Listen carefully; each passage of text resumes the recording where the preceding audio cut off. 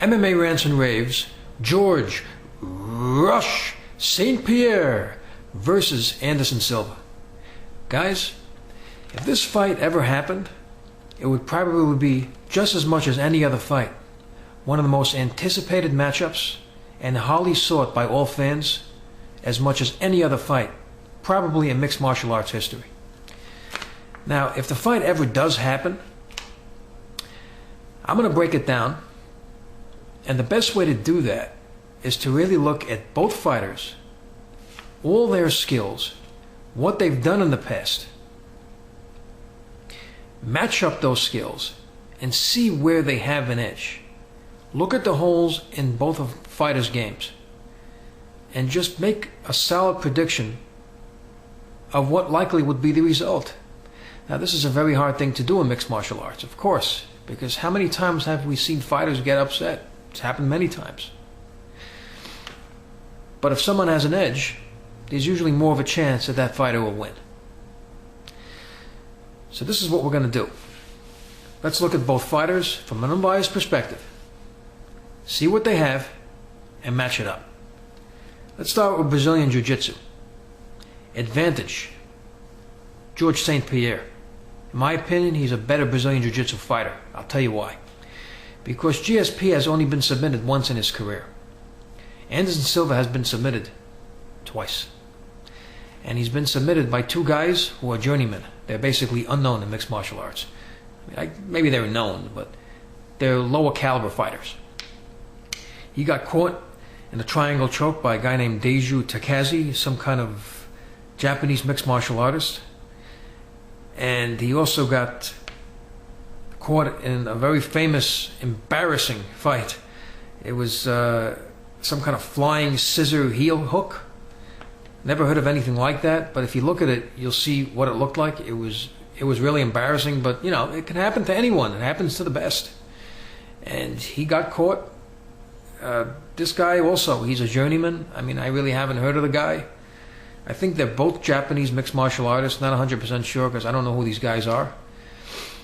So the guy's vulnerable. I mean, he can be beaten. Now, to his credit, this happened a long time ago, so it could be he's all past this already, but it's happened. Now, let's look at the guy who submitted GSP. Not only is he not a journeyman, he was a legend. Legend in the sport. Still a good fighter. He's actually fighting Renzo Gracie pretty soon in the next card. A guy named Matt Hughes, former welterweight UFC champion. So, I think he is a superior fighter than Takazi and this other guy, Shonen, if I'm pronouncing it right. If I'm not, I apologize to him. But the bottom line is that this guy, Hughes, is a superior fighter. He's a former UFC welterweight champion. I've seen the guy fight. Great fighter. If that's the guy who you submitted to, nothing to be ashamed of there. But since then, guys, he's never been submitted. Not even close. He's gotten so much better since then, I can't even tell you. I mean, you just watch the guy fight. He evolves in every fight. He just gets better and better. It's amazing. I would give the Brazilian Jiu-Jitsu advantage to GSP, and it's very simple. Because Brazilian Jiu-Jitsu is not just you being able to submit someone else, about submissions and grappling and everything they do on the ground. It's also a defensive measure, preventing from being submitted. Think about that. Not just putting on the submission. Defensive abilities preventing from being submitted. Silva's been submitted twice. I think he already had the black belt by then. Got submitted twice. All right? GSP, only once. So I give GSP the advantage in Brazilian Jiu-Jitsu. Now let's look at another aspect, striking. There's no question about it. GSP striking is very underrated. He's good. He throws good combinations. He's fast. He throws good jabs. I mean, I saw in the BJ Penn fight, he did very well striking, and BJ Penn is amongst the best in striking. So I would say, you know, they're close, but I have to give Anderson Silva the advantage. I mean, he made a living off striking. So the advantage, Anderson Silva. Let's look at another aspect of mixed martial arts. Muay Thai. Muay Thai, have to give the advantage to Anderson Silva. You know, he's very good at that. the clinch, the knees in the boxing, especially all over the ring, all over the octagon. So he has an advantage in the Muay Thai. So basically, that goes to Anderson Silva. So 2-1, Anderson Silva. Now let's look at the final significant mixed martial art. Now don't forget, like I said, we're looking at significant mixed martial arts that make a difference, where these guys are the best at what they do. Now the final one is wrestling. Now, not only has he an advantage over Anderson Silva, Anderson Silva is not a wrestler at all. He has no wrestling in his arsenal. Not only is GSP a wrestler, he's the best at doing it.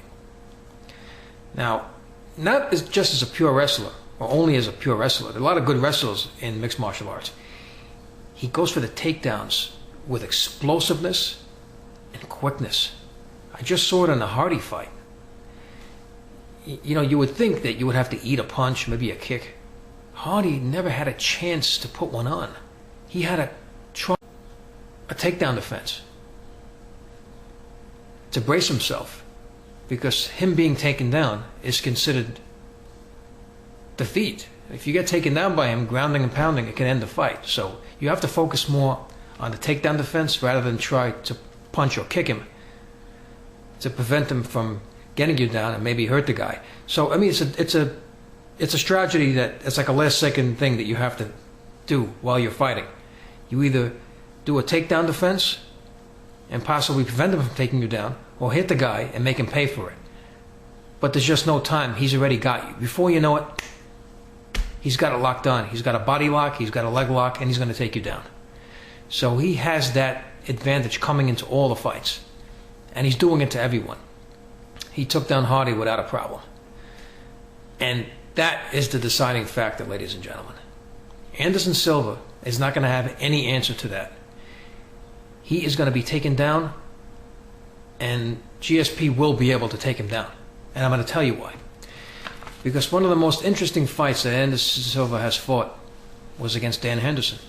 And if you looked at that fight, round 1, Henderson was beating the heck out of Anderson Silva. He took him down, took a body lock, dragged him to the ground without a problem, and just was beating him up. And if it wasn't for the end of the round, he would have been laying on him the entire fight. Why did Henderson lose the fight? I don't want to get into it. Well, of course, he started striking with him. I didn't know what he was doing. I was like, what are you doing? I watched that fight. Go back to basics. Go with what's working for you. Don't strike with a world-class striker. You're not going to win. He got caught in the Muay Thai, lost the fight. Continue to go for the takedown. He had many opportunities to do so, and he didn't do it. He decided to strike with Silva. I don't know why he did it. It seemed that way to me. Now, what's GSP's game plan when he fights? He hardly tried to strike with Hardy or anybody else in his past few fights. His plan was simple, Well, it's not simple. Well, for him it is. You shoot for those lightning fast takedowns. You take the guy down. You lay on him the entire fight. Either go for submissions or ground and pound. And the round 1, Dan Henderson, that's going to tell you the whole story of how to beat this guy. That's the hole in his game. You take him down, ground him and pound him. He's got nothing to defend against that. And especially a guy like GSP. You can't submit him. He's been submitted once. Since he's gotten better and better and better, and now like nearly invincible, there's no way you're going to submit him. It ain't going to happen. Now let me explain to you why he's going to be able to take Anderson Silva down. And this hasn't really been discussed, guys, because this is actually something that just came on the news. I don't know if you haven't heard about it. There's a new rule. There's a new rule right now. It's called a double weigh-in.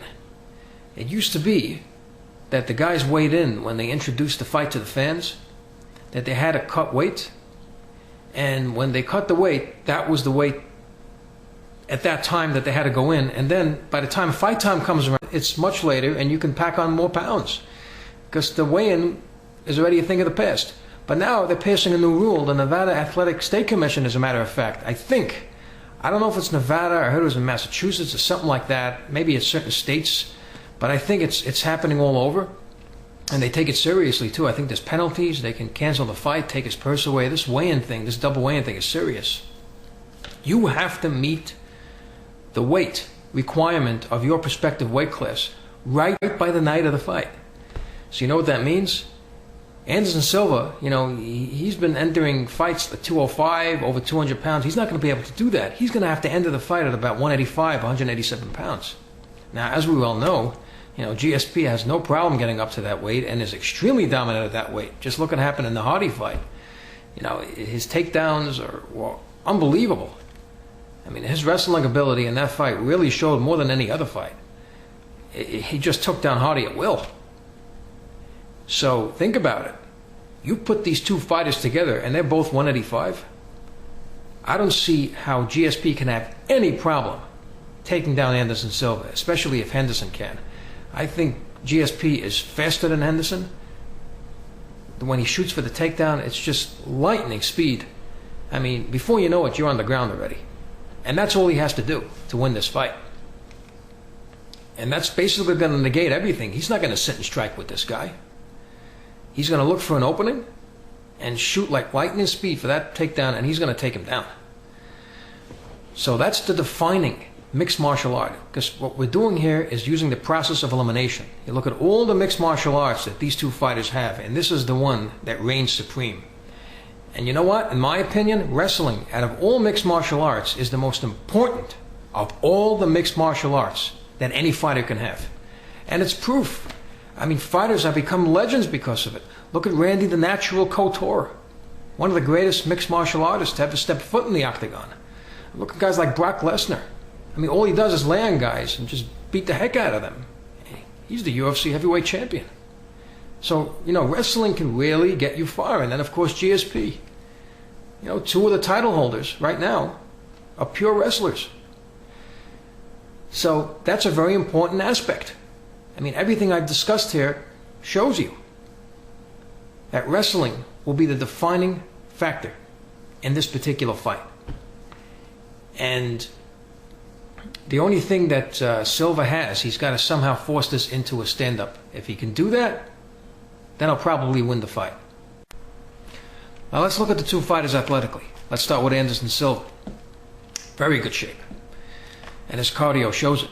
He can go deep into fights, he doesn't gas, and be very competitive. So there's no question about his conditioning. But now let's look at GSP. There's something called being in very good shape, and then there's something called being a world-class athlete in shape. I mean, the guy looks like a fine sculpted statue He-Man figurine. He probably doesn't have any body fat. And don't forget, he put a lot of weight in his last fight, and it was all muscle. And here's another interesting way to look at it. When they say best fighter pound for pound in the world, they bring up Fedor, they bring up BJ Penn, they bring up GSP and Anderson Silva.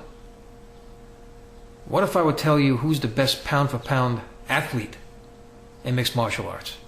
Meaning the best shape pound for pound in a human body. I would say it's GSP. I'm thinking about mixed martial arts now. I don't know of anybody who's in the shape that this guy's in. He is in unbelievable condition. I mean, he's an Olympic condition. He's shaped like an Olympian. I mean, just look at the end of the fights. He does these backflips. He's an incredible athlete. It's amazing. He's such a good athlete that even when guys try to trash talk on him, they say he's not a fighter, he's a great athlete. So there's no question about it that as far as athletics is concerned, you have to give the edge to GSP in this fight. Now here's another factor to consider when they go head to head. GSP is in the prime of his career, 28 years old. He's still getting better. There were rumors that Anderson Silva was going to retire. I think his contract actually ends this year. And he's 34 years old. So, I mean, it could be you're looking at a fighter like GSP who's continuing to go on the rise, and you have a guy like Anderson Silva who probably wants to retire. I don't know if this rumor is true or not. But I heard something else, and this might be a little bit good news if you guys are really looking forward to the fight. Anderson Silva's coach, this is what I've heard. He said that Silva is looking for a super fight before he leaves. And he wants to fight a guy like Mir, and he also mentioned GSP. I don't know why he said Mir, but maybe this was a while ago. But obviously he's looking for another big fight. So he wants this fight. There's no question about that. The question is, will it happen? So looking at all the deciding factors, GSP has the advantage in Brazilian Jiu-Jitsu. GSP has the age factor on his side, being in the prime of his career. GSP is by far the superior athlete, and most of all, GSP has a mixed martial art in which Anderson Silva doesn't have any, and that is wrestling. And he's probably the best at that than any fighter in mixed martial arts today. Combined with the fact that they're both going in at 185 pounds. Based on all of this, I see a very strong possibility of GSP winning this fight. So there you go. That's the prediction if the fight happens. I would like to hear your thoughts about this potential fight because of the ramifications of it and because how good these two fighters are. I'd like to know what you think about the possibilities of it happening. I'd like to know your predictions of what you think about who you would think would win. So please leave your comments. Please subscribe and rate this video. And thank you for tuning in.